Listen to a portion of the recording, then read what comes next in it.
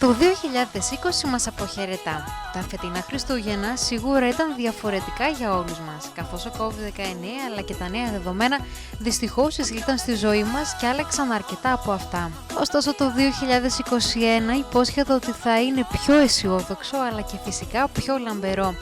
Με νέα δεδομένα αλλά και με μια νέα πραγματικότητα που από ό,τι φαίνεται μας έχει στιγματίσει και έχει αφήσει το δικό του μήνυμα και το δικό του στίγμα στις ψυχές όλων μας.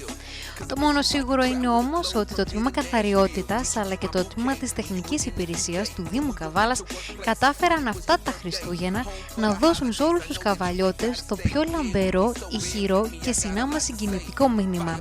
Με έναν στολισμό που εντυπωσιάζει αλλά και προσπαθεί να δώσει τη δική του γαλήνη στις ψυχές όλων για ένα 2021 ακόμα πιο λαμπερό και σίγουρα πιο αισιόδοξο.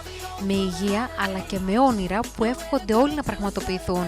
Το drone λοιπόν του ένα channel εξασφαλίζει τις αποκλειστικές αυτές εικόνες με τον στολισμό σε όλη την πόλη και εύχεται χρόνια πολλά και καλή χρονιά στο τμήμα καθαριότητας, στο τμήμα της τεχνικής υπηρεσίας αλλά και φυσικά σε όλους τους καβαλιώτες.